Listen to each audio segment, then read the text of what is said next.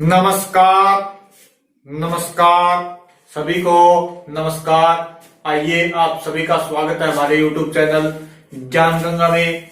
हमारी चल रही थी राजस्थान ज्योग्राफी और इसके अंदर हम देख रहे थे राजस्थान के अभ्यारण्य। राजस्थान में 3 राष्ट्रीय अभ्यारण्य हैं जिन्हें हम देख चुके हैं। पहला रणथंभौर, फिर केवलादेव, फिर दर्रा अभ्यारण्य। रणथंभौर सवाईमाधोपुर, केवलादेव भरतपुर के अंदर और दर्रा कोटा के अंदर देख लिया हमने। आज देखते हैं राजस्थान के अभ्यारण्य। राजस्थान के अभ्यारण्य या राज्य अभ्यारण्य भी इनको बोल सकते हैं, वो देखते हैं। तो नंबर 1 पे देखते हैं। नंबर 1 पे आता है राष्ट्रीय मरु उद्यान। पहला राष्ट्रीय मरु उद्यान। इसके अपोजिट में मैं यहां पर लिख देता हूं सरिस्का ए। नंबर 2 पे सरिस्का ए अभ्यारण्य। और इसके अपोजिट में एक और लिख देता हूं मैं यहां पर सज्जनगढ़ अभ्यारण्य। यह है उदयपुर में। ये 3 साथ लिखने का कारण है। हाँ, इन तीनों को साथ लिखने का एक कारण है। कारण ये है कि देखो, राष्ट्रीय मरु उद्यान, ये जो राष्ट्रीय शब्द लगाया गया है, ये हमें कंफ्यूज करने के लिए लगाया गया है। ये कोई राष्ट्रीय अभ्यारण्य नहीं है, राज्य अभ्यारण्य। राष्ट्रीय शब्द कंफ्यूज करने के लिए लगाया गया है। क्वेश्चन आएगा इनमें से राष्ट्रीय अभ्यारण्य नहीं है, और इसको हम पढ़ते हैं राष्ट्रीय मरु उद्यान। तो ये सबसे पहले देखें तो स्थित कहाँ है? ये है जैसलमेर बाड़मेर में। जैसलमेर प्लस बाड़मेर में। जैसलमेर में भी कोई अभ्यारण्य है? हाँ बच्चों, जैसलमेर में भी अभ्यारण्य है।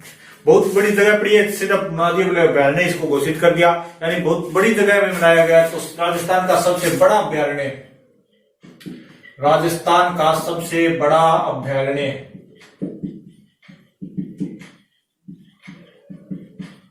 राजस्थान का सबसे बड़ा अभ्यारण्य है। कितना बड़ा है? इसके क्षेत्रफल की बात करें तो इसका क्षेत्रफल है 3162.5 वर्ग किलोमीटर। ये क्षेत्रफल मत रटने लग जाना, कोई नहीं पूछता कितना है, लगभग 3,000 समथिंग याद रखना।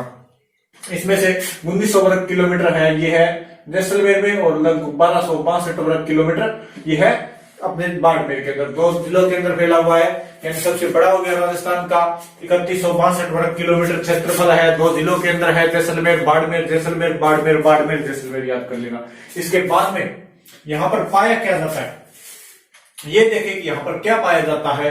तो यहां पर वनस्पति नहीं, सबसे बड़ा है लेकिन यहां पर वनस्पति नहीं है। राजस्थान का वनस्पति विहीन अभ्यारण्य वो है राष्ट्रीय मरु उद्यान जैसलमेर बाड़मेर के अंदर। 2 जिलों के अंदर है। देखो ऐसे है, ये 2 भागों में बांट के ऊपर वाला हो गया जैसलमेर, और नीचे वाला फिर बाड़मेर। ऊपर जैसलमेर, नीचे बाड़मेर है। 2 जिलों के अंदर है। इसमें वनस्पति नहीं है, लेकिन इसके अंदर एक पार्क है जिसका नाम है अक्कल वुड फॉसिल्स पार्क। अक्कल वुड फॉसिल्स पार्क।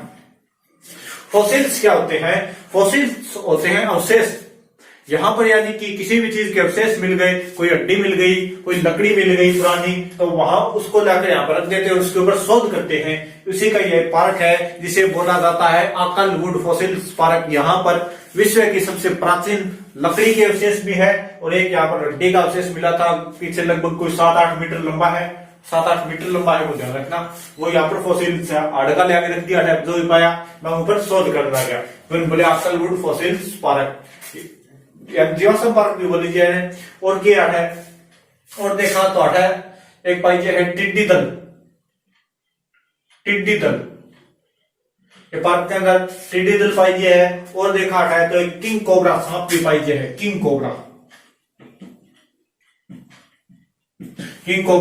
कालियो नाग, सबसे बड़ो नाग किंग कोबरा, वो भी पाइजे है। ध्यान रखियो, किंग कोबरा और पिवना अलग चीज है, किंग कोबरा अलग चीज है। किंग कोबरा पाइजे है, टिड्डी दल पाइजे है, और देखा के पाइजे है। तो एक अंदर पाइपलाइनों पानी ले हुए हैं, और पाइपलाइन बोले है गजलर। पाइपलाइन पानी की व्यवस्था कीजिए और वे पाइपलाइन के बोली जाए गजलर बोल लीजिए। पाइपलाइन द्वारा पानी लागे उन्हें गजलर कहा जाता है। एक आड़ ध्यान रखिए, बहुत ही जरूरी इंपॉर्टेंट चीज है। एक पक्षी है गोडाउन। गोडाउन पक्षी जो इतना इंपॉर्टेंट क्यों है? इतना इंपॉर्टेंट क्यों है कि यो राजस्थान को राज्य पक्षी है। राज्य पक्षी, राज्य पक्षी ध्यान कर लियो। राजस्थान को राज्य पक्षी और है गोडाउन। राज्य पक्षी, राज्य पशु, राज्य खेल, ये सब चीज ध्यान कर लियो। तो राज्य पक्षी गोडाउन है तो ध्यान कर लियो। ये प्रजनन स्थली बोली जाए सेवन घास ने, और सेवन घास कट पाई जाए अभ्यारण्य के अंदर। तो यह क्या होगी? प्रजनन स्थली, यानी गोडाउन पक्षी आपका अंडा कट आगे देवा है, ये अभ्यारण्य के अंदर देवा है। राष्ट्रीय मरु उद्यान जैसलमेर के अंदर गोडाउन पक्षी की प्रजनन स्थली सेवन घास। कौन सी घास? सेवन घास। राजस्थान में अगर देखा तो गोडाउन 3 जगह पाई जाए, संकरिया, अजमेर, सोरसन बारा और जैसलमेर मरु उद्यान के अंदर। राजस्थान में गोडाउन 3 जगह पाया जाता है, संकरिया, अजमेर, संकरिया, अजमेर, सोरसन बारा, सोरसन बारा और एक पाई है जैसलमेर के अंदर गोडाउन। राजस्थान में 3, क्योंकि राज्य पक्षी है तो थोड़ा ध्यान कर दियो। गोडाउन का उपनाम देखा तो मालबोर्डी, सोनचिड़िया, गुंदनमेड़ और गुजरात के अंदर गोटाड़ू बोली है। और एक अभी वैज्ञानिक नाम है कोरियोटिस नाइग्रोसिस ऐसा करके वैज्ञानिक नाम है। तो ये राजस्थान को सबसे बड़ा अभ्यारण्य, राजस्थान का सबसे बड़ा अभ्यारण्य राष्ट्रीय मरु उद्यान जैसलमेर बाड़मेर। तो सबसे छोटा है सरिस्का ए, यह है अलवर के अंदर। सरिस्का ए अलवर के अंदर है। ये सरिस्का नहीं है, सरिस्का ए इसी का भाग है। सरिस्का ए अलवर के अंदर है। राजस्थान का सबसे छोटा अभ्यारण्य है, छोटा अभ्यारण्य ओनली फॉर 3 वर्ग किलोमीटर में। राजस्थान का सबसे छोटा अभ्यारण्य सिर्फ 3 वर्ग किलोमीटर। इससे पहले छोटा कौन सा था? वो था ये, यानी सज्जनगढ़। सज्जन आदमी हमेशा ही छोटा होकर चलता है, सज्जन आदमी हमेशा छोटा होकर चलता है। तो सज्जनगढ़ उससे पहले छोटा था। दूसरा राजस्थान का छोटा अभ्यारण्य, दूसरा छोटा अभ्यारण्य, और इसका क्षेत्रफल लगभग है 5 वर्ग किलोमीटर। इसके अंदर आती है बांसदरा पहाड़ी, बांसदरा पहाड़ी, जहां पर ये सज्जनगढ़ दुर्ग स्थित है, उदयपुर के अंदर है। तो ये राजस्थान का सबसे बड़ा अभ्यारण्य, छोटा और दूसरा छोटा याद कर लेना। इसके बाद में देखें, इसके बाद में देखते हैं तो ये थोड़ा ध्यान कर लेना। 3162 वर्ग किलोमीटर गोडाउन पक्षी प्रजनन स्थली राजस्थान में 3 जगह, संकरिया, अजमेर, सोरसन बारा और अक्कलकोट फॉसिल पार्क। यहाँ पर टिड्डी, किंग कोबरा, गजलर पाइपलाइनों को 2 जिलों के अंदर फैला हुआ है, थोड़ा अच्छे से ध्यान कर लेना। और यहाँ वनस्पति विहीन है ये अभ्यारण्य। और अब इसके बाद में देखें नंबर 3 पे, तो एक है तालछापर चूरू के अंदर। एक अपने चूरू के अंदर भी अभ्यारण्य है तालछापर, वो प्रसिद्ध है हरिणों के लिए। आज कंप्लीट करेंगे अभ्यारण्य, फिर वन और वन्य जीव से संबंधित कुछ और बातें करेंगे। एक स्थित है तालछापर चूरू के अंदर, नंबर 4 पे आ गया। तालछापर स्थित कहां है? चूरू, सुजानगढ़, सुजानगढ़ चूरू के अंदर। सुजानगढ़ चूरू के अंदर है। इस तालछापर अभ्यारण्य में इसी जगह पहले, यानी अब से पहले महाभारत काल में कहते हैं कि यहाँ पर गुरु द्रोणाचार्य आए थे, तो इसी को कहा जाता है द्रोणपुर छापर। द्रोणपुर छापर, इसी अभ्यारण्य को कहा जाता है द्रोणपुर छापर। और इसी अभ्यारण्य को एक और उपनाम है इसका एक उपनाम है काले हरिणों की शरणस्थली भी इसी को कहा जाता है। काले हरिणों की शरणस्थली। ये हिरण नहीं होता, हरिण होता है। हरिण यानी इसका अर्थ हो गया जिसने, हरि यानी भगवान विष्णु का जिसने ध्यान आकर्षित किया है, यानी वो भगवान राम वाली उम्रीक वाली कथा आती है, वैसे इसका नाम पड़ा है हरिण। इसने एक बार भगवान विष्णु का ध्यान आकर्षित किया तो इसका नाम पड़ गया हरिण, यानी जिसने भगवान विष्णु का हरि का ध्यान आकर्षित किया हुआ। हरिण शब्द शुद्धि में हरिण होता है, हिरण नहीं होता। और इसी को बोला जाता है एशिया का सबसे बड़ा कृष्णमृग वन, एशिया का सबसे बड़ा कृष्णमृग वन, इसी को बोला जाता है एशिया का सबसे बड़ा कृष्णमृग वन या अभयारण्य भी बोला जाता है इसको। एक चीज देखो, हरिण और मृग दोनों अलग अलग होते हैं। हरिण और मृग दोनों अलग अलग होते हैं, ध्यान रखना। ये मृगों के अंदर आता है सांबर और चित्तल आ गया, और हरिणों के अंदर आ गए चौसिंगा, नीलगाय और ये चित्तल, ये आगे सब हरिणों के अंदर।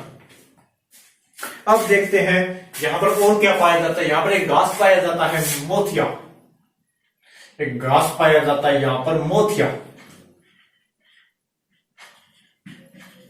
और इस मोतिया घास के ऊपर ऐसे छोटी छोटी ऐसे गोली सी लगती है, टिक्की सी लग गया तो मन बोलते हैं, तो मोती लग गया तो भाई गांठ सी लग जाए तो मन मोती बना दे, बान गोली जो है मोतिया घास, के कारण नाम पड़ गया मोतिया घास। और एक घास ने हरिण बहुत ही ताऊ खाया है, हरिणों का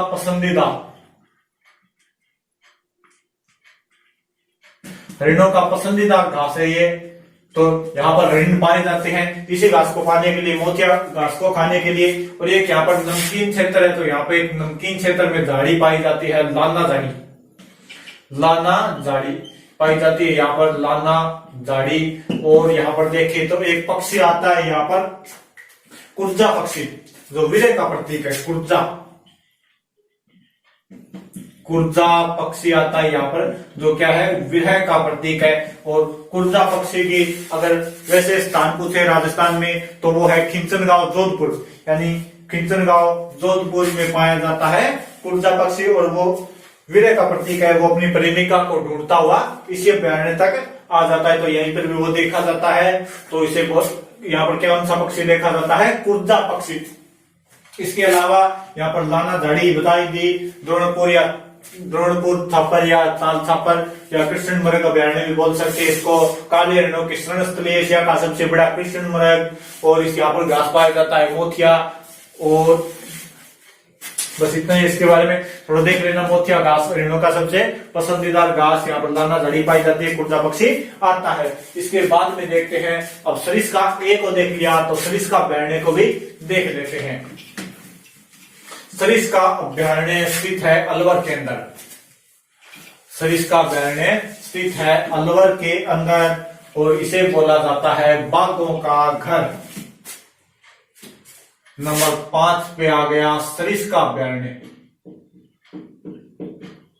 वो सरिस्का ए था, ये सरिस्का अभ्यारण्य है अलवर के अंदर।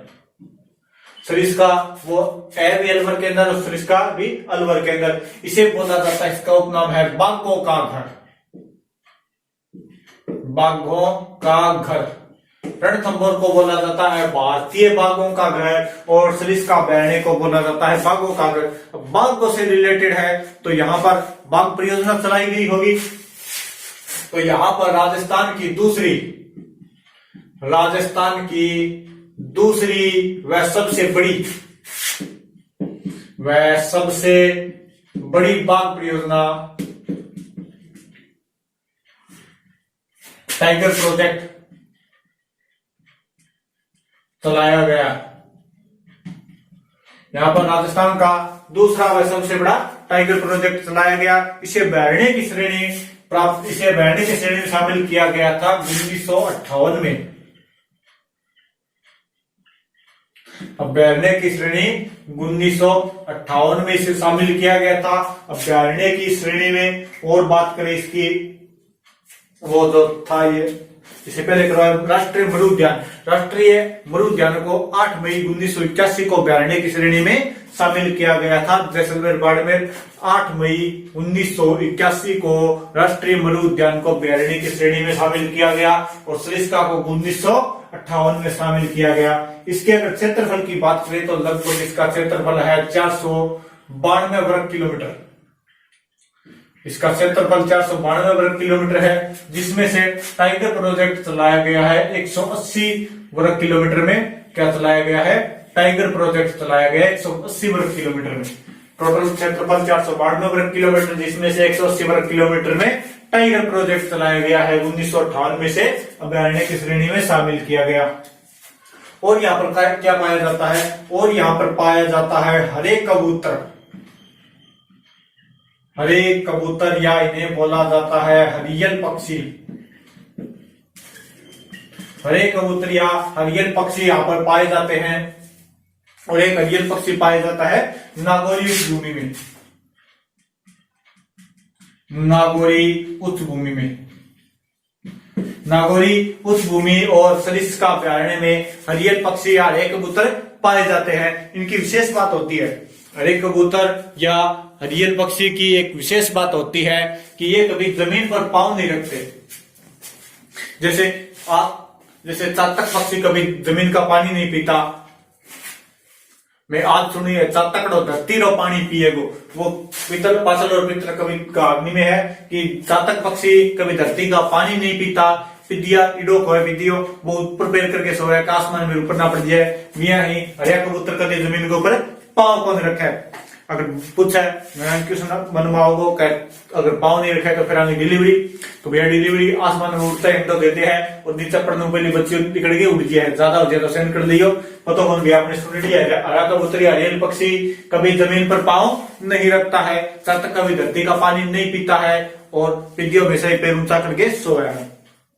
हरा पक्षी, हरा कबूतर या हरियल ये पाया जाता है नागौरी उच्च भूमि में, और एक राजस्थान में पूछे तो सरिस्का अभयारण्य के अंदर पाया जाता है। इसके बाद में यहाँ पर देखें क्या पाया जाता है, तो यहाँ पर एक काली खोया घाटी है, काली घाटी। यहाँ पर है काली घाटी, और काली घाटी में सर्वाधिक मोर पाए जाते हैं।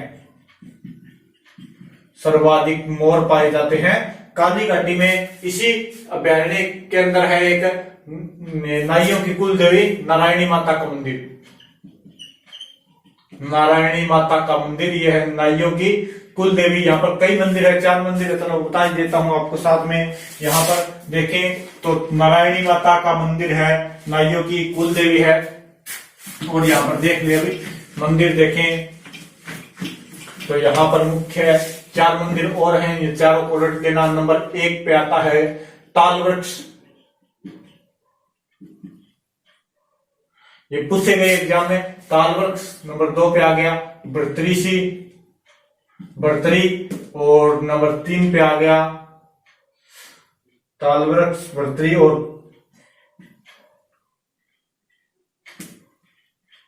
पांडुपोल हनुमान मंदिर।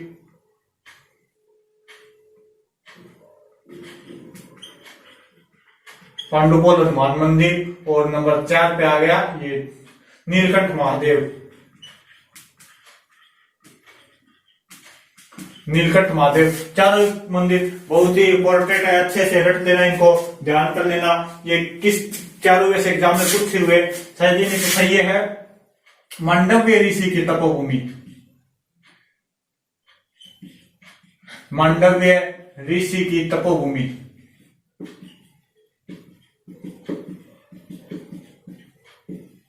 मांडव्य ऋषि की तपोभूमि बर्तरीसी है। कनफटे नाथों का, कनफटे नाथों की शरण स्थली। भर्तरी मंदिर है, ये है कनफटे नाथों की शरण स्थली। कनफटे नाथों की शरण स्थली भर्तरी मंदिर में। और पांडुपोल हनुमान मंदिर में है शयन मुद्रा में हनुमान जी की मूर्ति। शयन मुद्रा में हनुमान जी महाराज की मूर्ति है। और नीलकंठ महादेव मंदिर, नीलकंठ बोला जाता है शिव भगवान को, तो यहाँ पर शिव भगवान नहीं, यहाँ पर है नाचना गणेश जी। नाचना गणेश जी का मंदिर है, यानी नृत्य करती हुई गणेश जी की प्रतिमा है। और उसी को बोला जाता है, ऐसे नृत्य से हाथ पैर ऐसे किए हुए, तो उसे बोला जाता है नृत्य गणेश मंदिर। वो है नीलकंठ महादेव। अलवर के अंदर शयन मुद्रा में हनुमान जी का मंदिर, वो है अलवर के अंदर सरिस्का अभयारण्य। दाढ़ी वाले हनुमान जी का मंदिर सालासर के अंदर हो गया। बाजना गणेश जी सिरोही के अंदर, शेर पर सवार गणेश जी है हो गए रणथंभौर के अंदर। तो ये सभी ध्यान रख लेना, काफी जगह है। और बर्तरी मंदिर, ये कनफटे नाथों की शरण स्थली। और तालवृक्ष मंदिर, मांडव्य ऋषि की तपोभूमि, ये सभी का है सरिस्का अभ्यारण्य अलवर के अंदर स्थित है। इसके बाद में देखो 3-4 छोटे छोटे और उनको देख लेते हैं साथ ही। एक आता है नाहरगढ़ जयपुर के अंदर, जयपुर के अंदर जमवाई रामगढ़ भी है।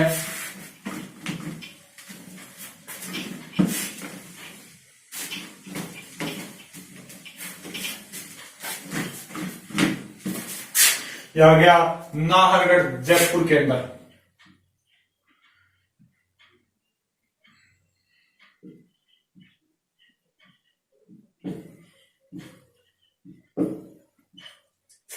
नाहरगढ़ अभ्यारण्य ये जयपुर के अंदर है। यहाँ पर प्रथम बायोलॉजिकल पार्क स्थापित किया गया था, राजस्थान का प्रथम बायोलॉजिकल पार्क। यहाँ पर राजस्थान का प्रथम बायोलॉजिकल पार्क स्थापित किया गया था और यहाँ पर दूसरा बियर रेस्क्यू भी चलाया गया, दूसरा बियर रेस्क्यू, दूसरा भालू रेस्क्यू। और यहीं पर हाथी की सवारी चलाई गई, बोल रहे शेर की सवारी चलाई गई। अगर बात करें बायोलॉजिकल पार्क, तो बायोलॉजिकल पार्क राजस्थान में 4 जगह, वर्तमान में 4 जगह है, अब करंट में भी 4 जगह है, 5 हो गए, आजादी में बढ़ गए तो पता नहीं। ये वर्तमान में 4 जगह है बायोलॉजिकल पार्क। एक है, ये पहला है सज्जनगढ़ उदयपुर के अंदर, एक है पहला ये हो गया। इसके बाद में नंबर 1 पे आता है सज्जनगढ़, ये है उदयपुर में।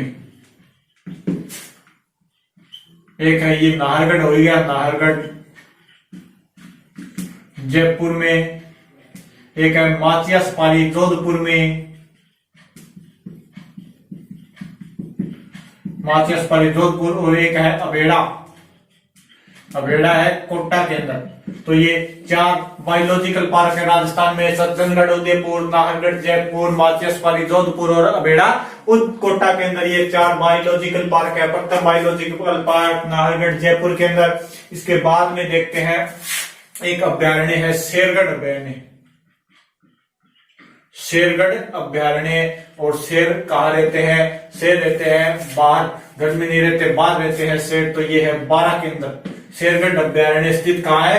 12 के अंदर। यहाँ शेरगढ़ अभ्यारण्य स्थित है 12 के अंदर। यहाँ पर शेर नहीं सांप पाए जाते हैं। शेरगढ़ में शेर नहीं सांप पाए जाते हैं, तो इसे बोला जाता है सांपों की शरणस्थली, सांपों की शरणस्थली।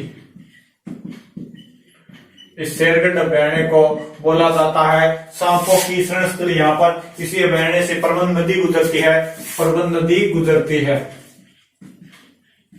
परबंध नदी इसी अभ्यारण्य से गुजरती है। इसे सांपों की शरणस्थली कहा जाता है। और इसकी स्थापना हुई थी 1983 में,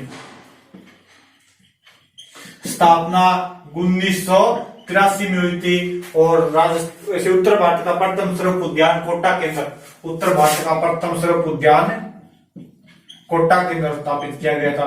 उत्तर भारत का प्रथम सर्प उद्यान ये कोटा के अंदर स्थापित किया गया था, ध्यान कर लेना। उत्तर भारत का प्रथम सर्प उद्यान कोटा के अंदर स्थापित किया गया। शेरगढ़ अभ्यारण्य स्थित कहाँ है? 12 के अंदर। शेरगढ़ 12 के अंदर। शेरगढ़ में शेर नहीं सांप पाए जाते हैं, सांपों की शरणस्थली, परबंध नदी गुजरती है। और यहाँ पर इसकी स्थापना की गई थी 1983 के अंदर। इसके बाद में देखते हैं उत्तर भारत का प्रथम सर्प उद्यान स्थापित किया गया था कोटा के अंदर। इसके बाद में आता है रामगढ़ विस्तारी, रामगढ़ विस्तारी अभ्यारण्य। ये रामगढ़ विस्तारी अभ्यारण्य स्थित है बूंदी के अंदर, रामगढ़ विस्तारी अभ्यारण्य। ये नंबर 8 हो गया, जो भी हो गया देख लेना। रामगढ़ विस्तारी अभ्यारण्य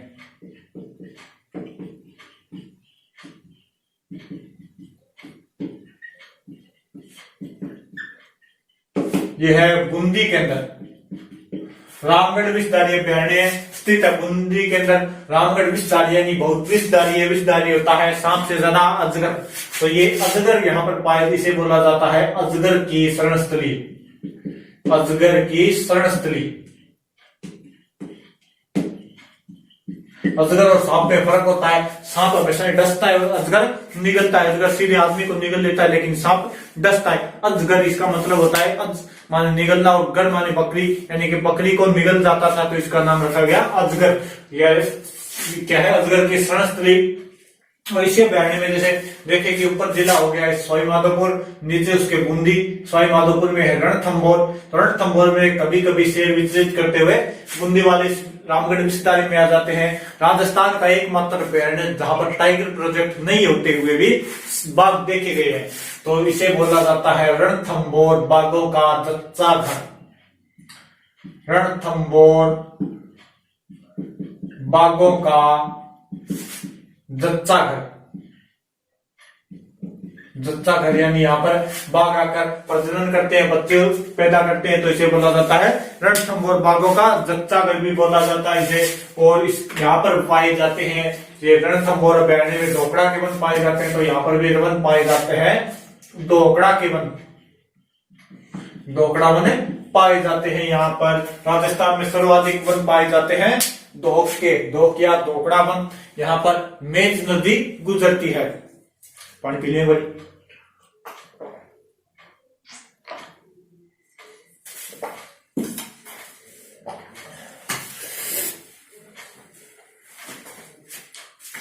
इसे अभयारण्य से मेज नदी भी गुजरती है। कौन सी नदी गुजरती है? मेज नदी। मेज नदी इसी अभयारण्य से गुजरती है। इसके बाद में देखते हैं आता है जमवाई रामगढ़ जयपुर के अंदर। जमवाई रामगढ़ जयपुर के अंदर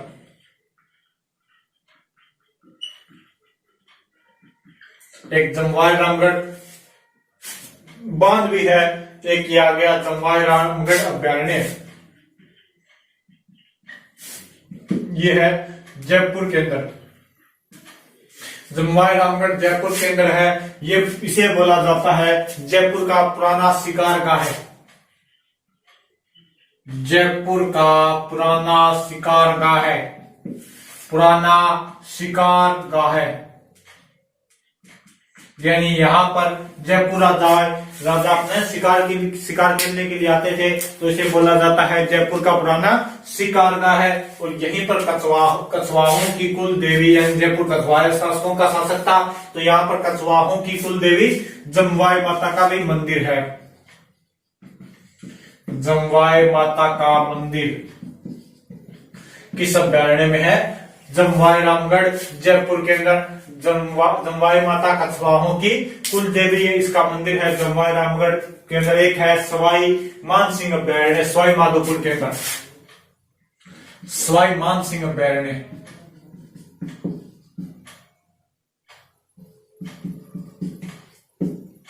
सवाई मानसिंह अभयारण्य ये है सवाई माधोपुर के अंदर।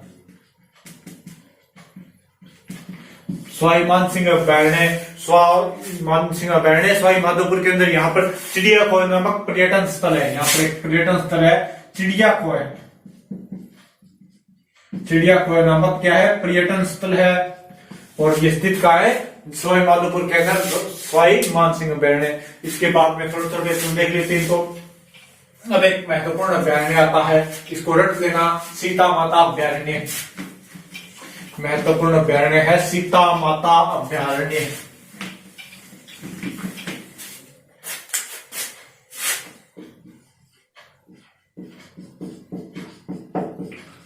सीता माता अभयारण्य। और ये स्थित है, पहले ये चित्तौड़गढ़ में था, अब चित्तौड़गढ़ के दो भाग हो गए, प्रतापगढ़ और बंट गया, तो ये चित्तौड़गढ़ प्लस प्रतापगढ़ के अंदर। चित्तौड़गढ़ प्लस प्रतापगढ़ दो जिलों के अंदर है। चित्तौड़गढ़ प्लस प्रतापगढ़। इस अभयारण्य को या इस अभयारण्य का उपनाम है चित्तल की मातृभूमि। उपनाम है चित्तल की मातृभूमि।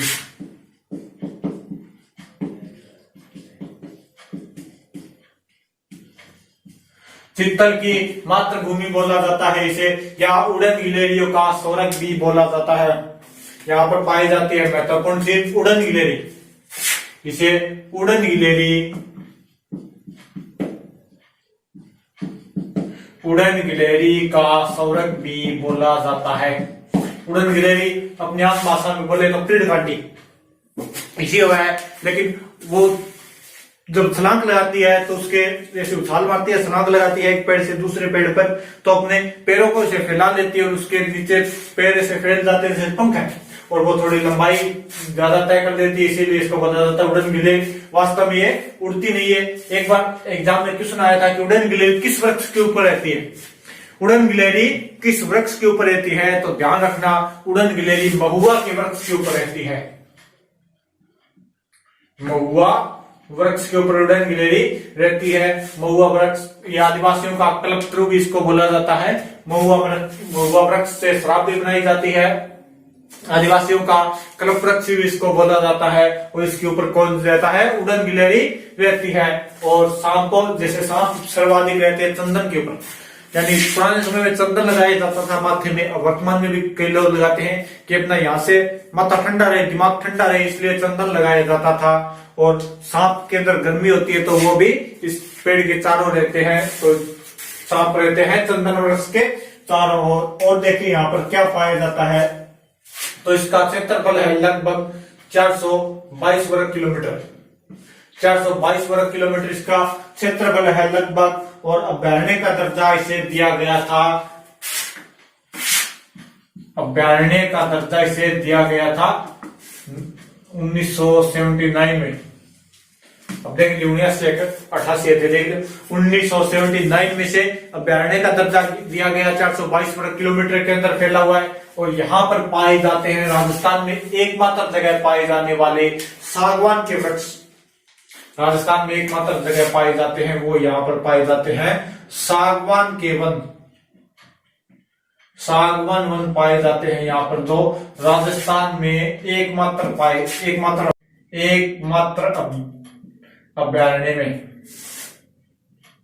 अभयारण्य में सागवान वृक्ष पाए जाते हैं। सागवान की लकड़ी बहुत ही महंगी लकड़ी होती है, बहुत सफाई वाली लकड़ी होती है, महंगी लकड़ी होती है। तो राजस्थान में एकमात्र अभयारण्य जहां पर सागवान वन पाए जाते हैं सीता माता अभयारण्य, और यहीं पर पाए जाते हैं एंटीलोप प्रजाति के चीतल या चौसिंगा। एंटीलोप प्रजाति के चौसिंगा, एंटीलोप प्रजाति के चौसिंगा पाए जाते हैं, जो मात्र यहीं पर पाए जाते हैं और कहीं नहीं पाए जाते। एंटीलोप प्रजाति के चौसिंगा बहुत ही सुंदर होते हैं देखने में ये।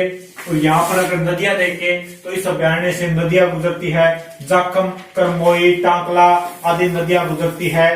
तो यहाँ पर इसी अभयारण्य के अंदर स्थित है जाखम बांध। इसी अभयारण्य के अंदर स्थित है जाखम बांध, यानी इसके अंदर से जाखम नदी गुजरती है।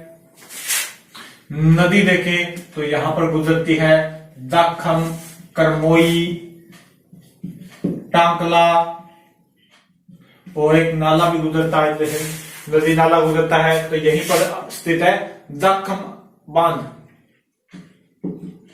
राजस्थान का सबसे ऊंचा बांध जाखम बांध, या लगभग 81 मीटर ऊंचा है। जाखम बांध इसी अभयारण्य में स्थित है, और इसी अभयारण्य में इसका नाम पड़ा सीता माता, यानी कहा जाता है कि यहाँ पर जब श्री राम जी ने माता सीता को त्याग दिया था तो वो इसी अभयारण्य में आई थी, और इसीलिए इसका नाम पड़ गया सीता माता अभयारण्य। और यहीं पर एक पाई जाती है सुंदर छिपकली, यहीं पर पाई जाती है सुंदर छिपकली, सुंदर छिपकली, जिसका नाम है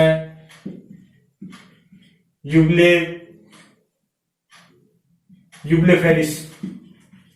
इसका नाम है यूब्लेफेरिस। वो सुंदर छिपकली यहीं पर पाई जाती है, और यहीं पर दो झरने हैं, लव और कुश नाम के दो झरने कहते हैं। लव और कुश का जन्म यहीं पर हुआ था, तो यहाँ पर ठंडे और गर्म पानी के दो झरने हैं, लव और कुश नाम के। लव व कुश दो झरने यहीं पर, एक ठंडा पानी का, एक गर्म पानी का। तो ये है सीता माता अभयारण्य, चित्तौड़गढ़, परस प्रतापगढ़। अगर देखें तो उपनाम देख लें, चित्तल की मातृभूमि या उड़न गिलहरी पे, खासतौर पर उड़न गिलहरी और सागवान के लिए प्रसिद्ध है। तो ये थोड़ा ध्यान कर लेना, उड़न गिलहरी और सागवान। और उड़न गिलहरी पाई जाती है, वो पाई जाती है महुआ के वृक्ष पर। इसी के पास में स्थित है मैसरोडगढ़ में भी एक छोटा सा अभयारण्य है, मैसरोडगढ़ चित्तौड़गढ़ में भी एक अभ्यारण्य है, इसे बोला जाता है घड़ियालों की पसंद। मैसरोडगढ़ अभ्यारण्य का उपनाम है घड़ियालों की पसंद।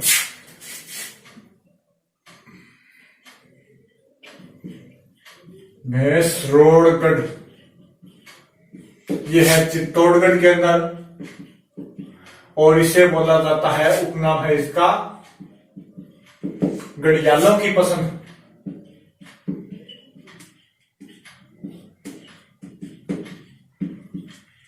घड़ियाल मगरमच्छ जैसे होते हैं, मगरमच्छ का मुंह आगे से ऐसे हो जाता है और घड़ियालों का सीधा चोंचा होता है, तो इसे बोला जाता है घड़ियालों की पसंद। स्थित है मैसरोडगढ़ चित्तौड़गढ़ के अंदर। और यहाँ पर और इसके बाद में देखें तो एक और चित्तौड़गढ़ के अंदर है बस्सी अभ्यारण्य। ये भी चित्तौड़गढ़ के अंदर स्थित है। इस नाम से चित्तौड़गढ़, इसकी स्थापना की गई थी 1988 में। 1988 में इसकी स्थापना की गई। ये बस्सी, ये भी चित्तौड़गढ़ के अंदर है। बस्सी अभ्यारण्य चित्तौड़गढ़ के अंदर है। 1988 में इसकी स्थापना की गई। यहाँ से बाबनी और आई आदि नदियां गुजरती है। इसे बोला जाता है चित्तल की चहल पहल।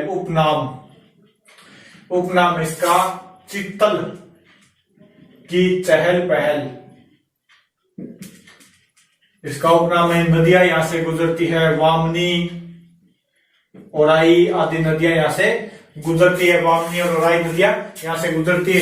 इसे बोला जाता है चित्तल की चहल पहल, इसका उपनाम है।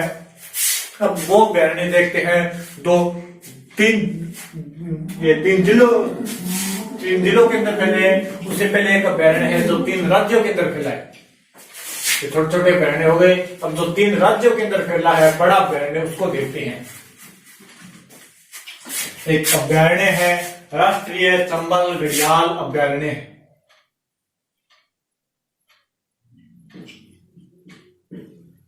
राष्ट्रीय चंबल घड़ियाल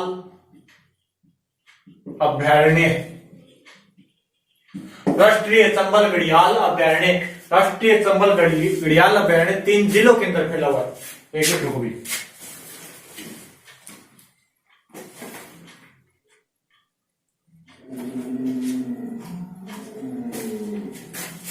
राष्ट्रीय चंबल घड़ियाल अभ्यारण्य 3 जिलों के अंदर फैला हुआ है। और इसकी 3 जिलों की अगर बात करें तो वो है राजस्थान हो गया, यानी जहां से चंबल नदी गुजरती है उसे एक अभ्यारण्य बना दिया गया। जहां से चंबल नदी गुजरती है उसे क्या बना दिया गया, एक अभ्यारण्य बना दिया गया। और चंबल नदी गुजरती है, राजस्थान हो गया, एमपी हो गई और एक हो गया ये उत्तर प्रदेश। यहां से जिन जिन राज्यों के अंदर जिन राज्यों से चंबल नदी गुजरती है उसे एक अभ्यारण्य बना दिया गया और उसे नाम दे दिया गया राष्ट्रीय चंबल घड़ियाल अभ्यारण्य। राष्ट्रीय चंबल घड़ियाल अभ्यारण्य से नाम दे दिया गया। चलिए अब देखते हैं राष्ट्रीय चंबल घड़ियाल अभ्यारण्य स्थित कहाँ है। 3 जिलों के अंदर, 3 राज्यों के अंदर है, एमपी, राजस्थान और यूपी के अंदर स्थित है। MP plus UP plus Rajasthan के अंदर। और राजस्थान के अंदर इसके जिले देखें। राजस्थान के अंदर अगर इसके जिले देखें तो राजस्थान में ये है करौली, जहां से चंबल नदी गुजरती है, करौली, धौलपुर हो गया, बूंदी हो गई, बारा हो गया। जहां से चंबल नदी गुजरती है उसी को बना दिया गया। अब देखो जहां से चंबल नदी गुजरेगी यानी जलीय क्षेत्र हो गया और जलीय क्षेत्र के अंदर जलीय जीव मिलेंगे तो इसे बोला जाता है जलीय पक्षियों की प्रजनन स्थली। जलीय पक्षियों की प्रजनन स्थली। जलीय पक्षियों की प्रजनन स्थली। जलीय पक्षियों की प्रजनन स्थली बोला जाता है इसे। और इस अभ्यारण्य का यानी चंबल नदी क्षेत्र को अभ्यारण्य का दर्जा दिया गया था। स्थापना 1978-79 के अंदर 78-79 के अंदर से अभ्यारण्य का दर्जा दिया गया था। इसकी स्थापना की गई और इसका क्षेत्रफल बहुत बड़ा है। लगभग क्षेत्रफल की बात करें तो ये है 5400 वर्ग किलोमीटर। 5400 वर्ग किलोमीटर के अंदर ये अभ्यारण्य फैला हुआ है। इसे बोला जाता है जलीय पक्षियों की प्रजनन स्थली, इसे बोला जाता है। और अब इसके बारे में देखें तो इसे बोला जाता है घड़ियालों का संसार। घड़ियालों का संसार इसे अभ्यारण्य को बोला जाता है। यहाँ पर जलीय जीव पाए जाते हैं जैसे गांगेसूस,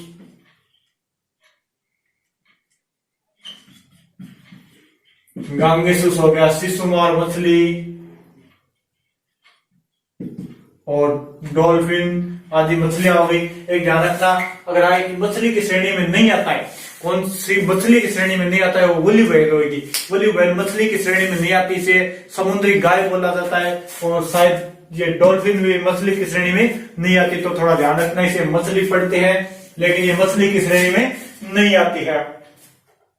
और यहाँ पर घड़ियालों का इसे बोला जाता है घड़ियालों का संसार या जलीय पक्षियों की प्रजनन स्थली, जहां से चंबल नदी गुजरती है उसे एक अभ्यारण्य बना दिया गया। 1978 और 79 के अंदर से स्थापना 1979 में इसकी स्थापना की गई। 3 राज्यों के अंदर फैला हुआ है, एमपी यूपी राजस्थान के अंदर फैला हुआ है। और इसका क्षेत्रफल है 5400 वर्ग किलोमीटर, इसका क्षेत्रफल हो गया।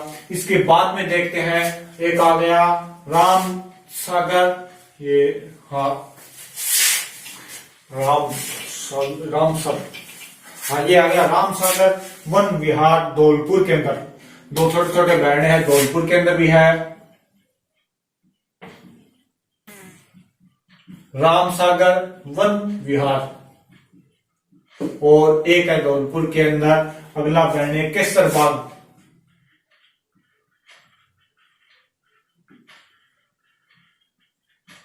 ये भी कहा है धौलपुर के अंदर, और ये भी धौलपुर के अंदर। दोनों अभ्यारण्य धौलपुर के अंदर है। इसकी स्थापना की गई थी लगभग 1955 के अंदर, और इसकी स्थापना भी लगभग ऐसे ही 1955 के अंदर, ये शायद 1955 के अंदर इसकी स्थापना है। ये भी कहाँ स्थित है? धौलपुर के अंदर। कोई खास बात नहीं है, यहाँ धौलपुर ये बाड़ी के अंदर है, ये धौलपुर बाड़ी के अंदर है। और ये है धौलपुर के अंदर। 1955 में इसकी लगभग 56 में स्थापना है। इसके बाद में देखते हैं महत्वपूर्ण आता एक जैसमंद, उदयपुर में जैसमंद झील के पास बना दिया गया एक जैसमंद अभ्यारण्य। उदयपुर में जैसमंद झील के पास जैसमंद अभ्यारण्य बना दिया गया, ये स्थित है उदयपुर में। जैसमंद झील के पास एक अभ्यारण्य बना दिया गया, जिसे बना दिया गया जैसमंद अभ्यारण्य। अब देखते हैं जो 3 जिलों के अंदर फैले हुए, जो 3 जिलों के अंदर फैले हुए बड़े अभ्यारण्य, उनको देखते हैं। तो राजस्थान में 3 ऐसे बड़े अभ्यारण्य हैं जो 3 जिलों के अंदर फैले हुए हैं, जो 3 जिलों के अंदर फैले हुए से 3 बड़े अभ्यारण्य हैं। पहला आता है कुंभलगढ़ अभ्यारण्य।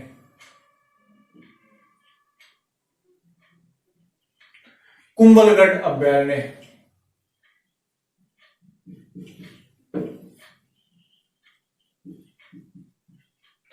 ये कुंभलगढ़ अभ्यारण्य 3 जिलों के अंदर फैला हुआ है। कौन कौन सा? अगर मेन पूछे कुंभलगढ़ कहाँ है तो ये हो गया राजसमंद के अंदर, और इसके अलावा ये फैला हुआ है उदयपुर प्लस पाली के अंदर। 3 जिलों के अंदर फैला हुआ है कुंभलगढ़ अभ्यारण्य। मेन हो गया राजसमंद, इसके बाद में उदयपुर और पाली, तीनों जिलों के अंदर हो गया राजसमंद, उदयपुर, पाली। ये इसका उपनाम क्या है? लोमड़ी। यहां पर पाई जाती है लोमड़ी या भेड़िए, लोमड़ी या भेड़िए, तो इसका उपनाम है लोमड़ी या भेड़ियों की प्रजनन स्थली।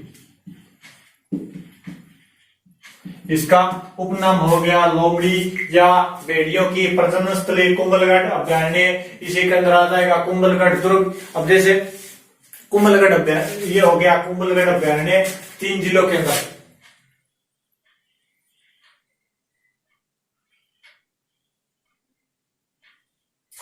ये अपने मान लिया पाली, ये उदयपुर, और ये हो गया मतलब राजसमंद। यहां पर क्या है? कुंभलगढ़ दुर्ग स्थित है। यहां से ऊपर चढ़ेंगे, यहां पर है कुंभलगढ़ दुर्ग, और इस कुंभलगढ़ दुर्ग से या तो इस साइड उतर जाओ, अगर इस साइड नहीं उतरते इस साइड भी फिर जब इधर उतरते हैं पाली में, तो यहाँ पर है रणकपुर के जैन मंदिर, रणकपुर के जैन मंदिर।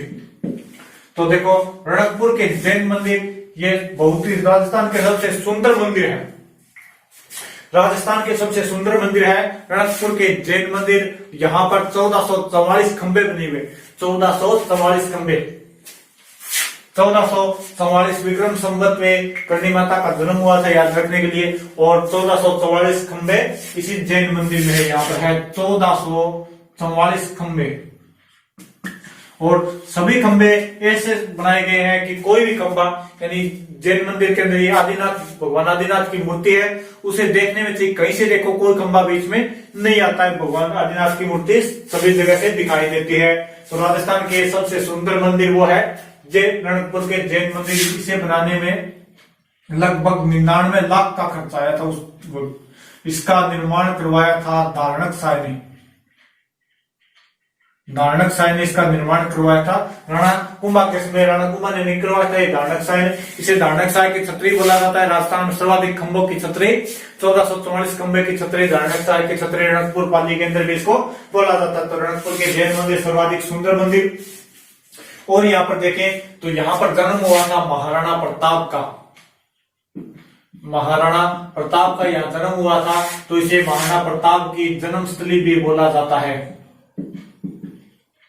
कर्मस्थली है। ये फुलवारी की नाल उदयपुर वाला, और ये है जन्मस्थली महाराणा प्रताप की जन्मस्थली। इसकी स्थापना की गई थी 1971 के अंदर, और इसका क्षेत्रफल है 609 वर्ग किलोमीटर, क्षेत्रफल है 609 वर्ग किलोमीटर। और यहाँ पर देखें तो रणकपुर के जैन मंदिर स्थित है। यहीं पर राजसमंद के अंदर एक स्थान है खमनोर, और खमनोर में पाए जाते हैं चंदनवन। राजस्थान में चंदनवन कहाँ पाए जाते हैं? खमनोर, राजसमंद में। और यहीं पर एंटीलोप प्रजाति के चौसिंगा भी पाए जाते हैं, और एक पाए जाते हैं जंगली मुर्गे, जंगली मुर्गे, वो भी यहीं पर पाए जाते हैं। जंगली मुर्गे और एंटीलोप प्रजाति के चौसिंगा भी कुंभलगढ़ अभयारण्य में पाए जाते हैं, और खमनोर राजसमंद के अंदर चंदनवन पाए जाते हैं। रणकपुर जैन मंदिर राजस्थान के सबसे सुंदर मंदिर, 1444 खंबे, 90 लाख रुपए खर्चा लगा था, दारणक साय ने बनवाया था, पाली के अंदर स्थित है। और यहाँ पर कुंभलगढ़, दुर्ग वगैरह सभी इसके अंदर आ गए। 3 जिलों के अंदर फैला हुआ लोमड़ी प्लस बेड़ियों की प्रजनन स्थली, महाराणा प्रताप की जन्मस्थली इसको बोला जाता है। इसके बाद में आता है फुलवारी की नाल, ये भी इन्हीं 3 जिलों के अंदर फैला हुआ है। फुलवारी की नाल मुख्य रूप से हो गया, फुलवारी की नाल उदयपुर में, फिर वही राजसमंद और पाली मुख्य रूप से हो गया उदयपुर में। इसके बाद में वही आ गए राजसमंद प्लस पाली। फुलवारी की नाल,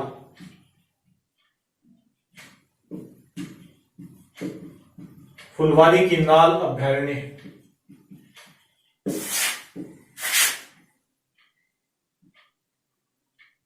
ये वो 3 जिलों के अंदर फैला हुआ है। तो मुख्य रूप से पूछे तो ये हो गया उदयपुर में, उदयपुर में, फिर वही राजसमंद प्लस पाली, दोनों जिले वही आ जाएंगे। तो उदयपुर, राजसमंद और पाली, ये 3 जिलों के अंदर हो गया। इसकी स्थापना 1983 में, स्थापना की बात करें तो इसकी 1983 में की गई, और इसका क्षेत्रफल है लगभग 492 वर्ग किलोमीटर, 492 वर्ग किलोमीटर। इसे बोला जाता है महाराणा प्रताप की कर्मस्थली, महाराणा प्रताप की कर्मस्थली। कुंभलगढ़ को जन्मस्थली, इसे कर्मस्थली क्योंकि उदयपुर, गोगुंदा, चावड़ी, यहीं पर महाराणा प्रताप ने अपना जन्म व्यतीत किया, यहीं पर अपना कर्म किया, तो इसे बोला जाता है महाराणा प्रताप की कर्मस्थली। और ये 6 नदी गुजरती है, मानसी और वाक्कल, मानसी प्लस वाक्कल नदियां गुजरती है। इसके बाद में अगर तीसरा देखें तो 3 ये जिलों के अंदर स्थित है, तो उसका नाम आता है, हाँ एक चीज ध्यान रखना, इस फुलवारी की नाल में देश का प्रथम ह्यूमन एनाटॉमिक पार्क स्थापित किया गया था। देश का प्रथम ह्यूमन एनाटॉमी पार्क स्थापित किया गया था। यहाँ पर देश का प्रथम ह्यूमन एनाटॉमी पार्क, इंपॉर्टेंट चीज है, ध्यान रख लेना, प्रथम स्थापित किया गया है। इसके बाद में आता है 3 जिलों के अंदर फैला हुआ टोडगढ़ अरावली अभ्यारण्य। टोडगढ़ अरावली अभ्यारण्य, ये 3 जिलों के अंदर फैला हुआ है। ये उदयपुर को उठाकर अजमेर लगा देना, और बाकी 2 जिले कोई पाली प्लस राजसमंद। इसकी कोई खास बात नहीं है, बस ये खास बात है कि 3 संभागों में फैला हुआ, 3 संभाग हो गए अलग अलग, 3 संभागों में फैला हुआ राजस्थान का एकमात्र अभ्यारण्य। अजमेर संभाग अलग हो गया, अजमेर संभाग हो गया, पाली जोधपुर में आ गया, और राजसमंद उदयपुर संभाग में हो गया। तो 3 संभागों में फैला हुआ राजस्थान का एकमात्र अभ्यारण्य अरावली, टोडगढ़ अरावली अभ्यारण्य। और यहाँ की कोई खास बात नहीं है, लगभग क्षेत्रफल पूछे तो 495 वर्ग किलोमीटर है इसका क्षेत्रफल, 495 वर्ग किलोमीटर। और स्थापना इसकी भी 1983 में की गई थी, 1983 में इसकी स्थापना की गई थी। अब एक तो मुख्य सभी हो गए, अब एक तो छोटे छोटे हैं तो उनको भी देख लेते हैं। जैसे एक पक्षियों का है बड़ोपन हनुमानगढ़ के अंदर, ये घना पक्षी विहार इसको बोला जाता है, राजस्थान का एकमात्र घना पक्षी विहार बड़ोपन हनुमानगढ़ के अंदर। इसके अलावा बंद बारेठा भरतपुर के अंदर, तो इन्हें भी साथ ही देख लेते हैं। ये आ गया बड़ोपन हनुमानगढ़ के अंदर, बड़ोपन हनुमानगढ़ के अंदर एकमात्र घना पक्षी विहार, एकमात्र घना पक्षी विहार। इसकी स्थापना अभी की गई है, यानी 2012-13 में, 2012-13 में इसकी 13-14 में इसकी स्थापना की गई है। अभी स्थापना की गई, इसके बाद में देखते हैं जवाहर सागर कोटा के अंदर।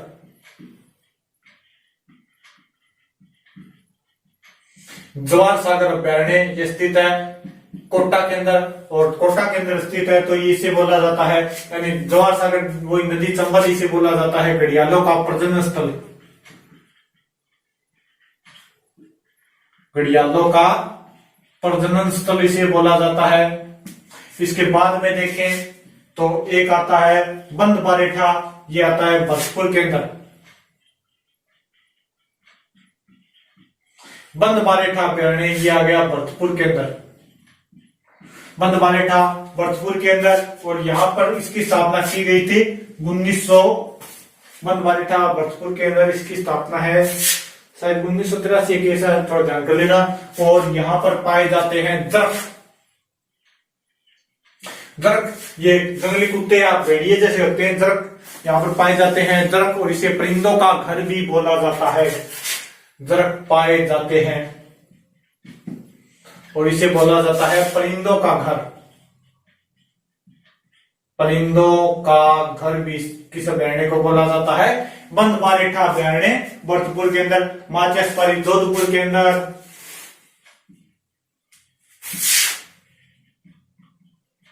माचियास्पारी ये आ गया अपने जोधपुर के अंदर, माचियास्पारी जोधपुर के अंदर। यहां पर प्रथम मृगवन स्थापित किया गया, माचियास्पारी जोधपुर के अंदर प्रथम मृगवन स्थापित किया गया, यहाँ पर प्रथम मृगवन स्थापित किया गया माचियास्पारी जोधपुर के अंदर। एक आता है केला देवी अभ्यारण्य करौली के अंदर, केला देवी अभ्यारण्य ये स्थित है करौली के अंदर, केला देवी अभ्यारण्य करौली के अंदर। यहाँ पर ये केला देवी अभ्यारण्य के अंदर माता जी का मंदिर है। यहाँ केला देवी अभ्यारण्य की स्थापना की गई थी 1983 के अंदर, स्थापना 1983 के अंदर की गई इस अभ्यारण्य की केला देवी। और इसे डांगलैंड भी कहा जाता है, यानी करौली धौलपुर क्षेत्र को डांग क्षेत्र बोला जाता है, तो इसे बोला जाता है डांगलैंड, डांगलैंड अभ्यारण्य भी इसको कहा जाता है। केवला देवी राष्ट्रीय नहीं, केवला देवी अभ्यारण्य करौली के अंदर स्थापना 1983 के अंदर इसे डांगलैंड भी कहा जाता है। इसके बाद में देखें तो माचेसपाली हो गया, ये जोधपुर के अंदर, और एक आता है ये सिरोही के अंदर अबू अभ्यारण्य, वास्ट आ गया अपने सिरोही के अंदर अबू अभ्यारण्य। ये है सिरोही के अंदर अबू अभ्यारण्य स्थित कहाँ है? सिरोही के अंदर। अब देखो सिरोही के अंदर राजस्थान का सबसे ऊंची चोटी, सिरोही के अंदर ऊंचा पठार, वो भी देखें तो सिरोही के अंदर हो गया राजस्थान की सबसे ऊंची चोटी, सिरोही के अंदर राजस्थान का सबसे ऊंचा पठार, वो भी सिरोही के अंदर ऊंची झील सिरोही, यानी सब ऊंची ऊंची चीजें सिरोही के अंदर है। तो राजस्थान का सबसे ऊंचा अभ्यारण्य, राजस्थान का सबसे ऊंचा अभ्यारण्य ये भी कहां स्थित है? सिरोही के अंदर स्थित है राजस्थान का सबसे ऊंचा अभ्यारण्य। और यहाँ की खास बात क्या है कि यहाँ पर पाए जाते हैं जंगली मुर्गे और वही सुंदर छिपकली यूबलेफेरिस, यहाँ पर पाए जाते हैं जंगली मुर्गे और वही सुंदर छिपकली यूबलेफेरिस यहाँ पर सुंदर छिपकली पाई जाती है। एक यहाँ पर घास पाई जाती है जिसका नाम है कारा। कारा घास पाई जाती है, जिस कारा घास से सर्वाधिक प्रदूषित होती है नक्की झील, यानी ये घास बदबूदार घास होती है जो सर्वाधिक प्रदूषित करती है नक्की झील को, यानी कारा घास से सर्वाधिक प्रदूषित होती है नक्की झील। तो यहाँ पर पाई जाती है नक्की झील के पास में कारा घास अबू अभ्यारण्य सिरोही के अंदर, और सर्वाधिक प्रदूषित होती है नक्की झील। तो ये हो गए अपने अभ्यारण्य। ये देख लो 1 2 करते करते 28 हो गए हैं। तो ये अपने सभी अभ्यारण्य हो गए। इसके बाद में राजस्थान के पहले देख लिए थे राष्ट्रीय अभ्यारण्य, अब अभ्यारण्य देख लिए। इसके बाद में और कोई वन्य जीव और वनस्पतियों की चर्चा करेंगे, वो करेंगे अगले भाग के अंदर। तो यहाँ से क्वेश्चन जरूर आते हैं, इसको अच्छे से तैयार कर लेना। जैसे राजस्थान में जंतुवाले देखिए तो जंतुवाले राजस्थान में 5 है, मृगवन राजस्थान में 7 है, 33 ये हो गए अखेट निषेध क्षेत्र, और इनके अलग अलग शुभंकर भी हो गए। शुभंकर अलग से कराऊंगा, वो कल करवाऊंगा, अच्छे से देख लेना। राजस्थान में अगर देखें तो ये जंतुवाले 5 है, राजस्थान में 5 जंतुवाले है। जयपुर जंतुवाले 1876 में राम सिंह सेकंड द्वारा इसे स्थापित किया गया था। इसके अलावा देखें तो ये जयपुर जंतुवाले हो गया, और ये की हो गया सबसे बड़ा जंतुवाले यही है। जयपुर जंतुवाले सबसे बड़ा जंतुवाले है। उदयपुर चिड़ियाघर हो गया, जोधपुर में भी हो गया। और मृगवन देखें तो ये मृगवन भी 7 है राजस्थान में। राजस्थान में मृगवनों की संख्या 7 है, और 33 है जो ये है 33 है राजस्थान के अंदर अखेट निषेध क्षेत्र। चलिए जंतुवाले देखते हैं राजस्थान में। अभ्यारण्य पूरे हो गए हैं, अब देखते हैं राजस्थान में जंतुवाले। राजस्थान में जंतुवाले, तो राजस्थान में जंतुवालियों की संख्या है 5, यानी जू बोला जाता है जिसको, चिड़ियाघर जो बोला जाता है चिड़ियाघर। राजस्थान में जंतुवालियों की संख्या है 5। नंबर 1 पे आता है जयपुर जंतुवाल्य।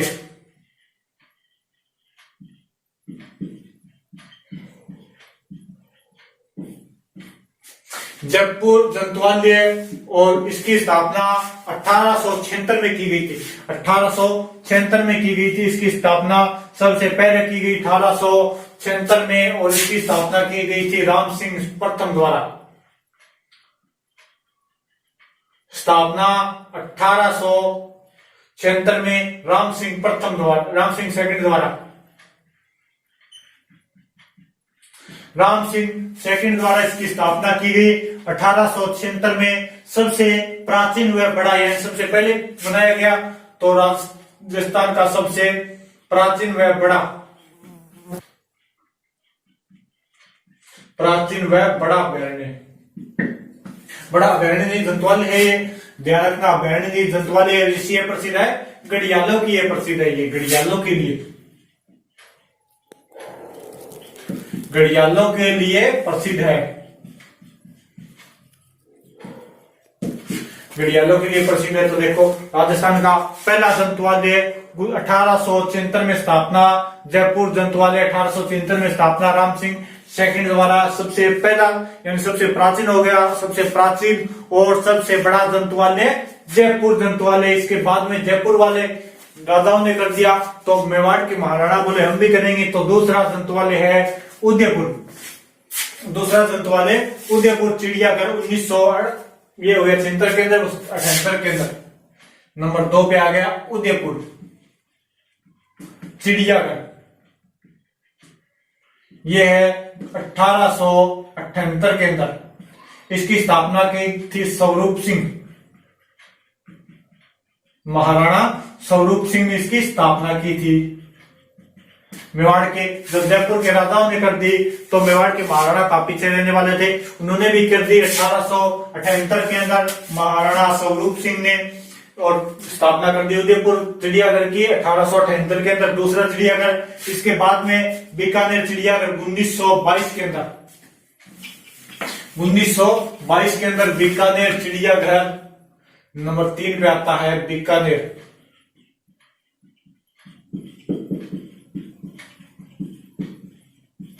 बीकानेर चिड़ियाघर 1922 के अंदर इसकी स्थापना की गई, और ये वर्तमान में क्या है, बंद से पड़े, वर्तमान में तो बंद ही है, वर्तमान में बंद से पड़े है। एक बाद में एक है जोधपुर के अंदर, और जोधपुर चिड़ियाघर, जोधपुर चिड़ियाघर, और इनकी स्थापना 1926 में कर दी, 1926 में इसकी स्थापना की गई। ये घोड़ावन के लिए प्रसिद्ध है, जोधपुर ध्यान रखना, घोड़ावन के लिए प्रसिद्ध, घोड़ावन के लिए प्रसिद्ध है ये। और जगह जगह घोड़ावन नाम वो याद कर लियो, तो घोड़ावन पक्षी अपना राज्य पक्षी है। और नंबर 5 पे आता है कोटा चिड़ियाघर, एक है कोटा के अंदर चिड़ियाघर, और इसकी स्थापना की गई थी 1956 के अंदर, 1954 में। ये राजस्थान का नवीनतम है, राजस्थान का नवीनतम, और एक प्रस्तावित किया गया है अजमेर के अंदर, प्रस्तावित है अजमेर में, जो प्रस्तावित है अजमेर के अंदर, तो ये ध्यान कर लेना। ओके, इसके बाद में ये हो गए राजस्थान के जू या जंतुवालय चिड़ियाघर, जो भी बोलो 5 है राजस्थान में, जयपुर, उदयपुर, बीकानेर, जोधपुर और कोटा के अंदर। पहला हो गया जयपुर के अंदर, दूसरा हो गया उदयपुर में, तीसरा ये बीकानेर में, फिर जोधपुर में, और फिर कोटा के अंदर, छठा प्रस्तावित है जो अजमेर के अंदर है। तो इनको अच्छे से याद कर लेना। इसके बाद में देखेंगे राजस्थान में 7 मृग वन है, और भी देखेंगे वन्य जीव और वन्य जीवों से संबंधित बातें। ओके, थोड़ा शेयर कर देना, चैनल को सब्सक्राइब नहीं किया सब्सक्राइब कर लीजिए, शेयर कर दीजिए और कमेंट वगैरह कर दीजिए। Okay, thank you, bye.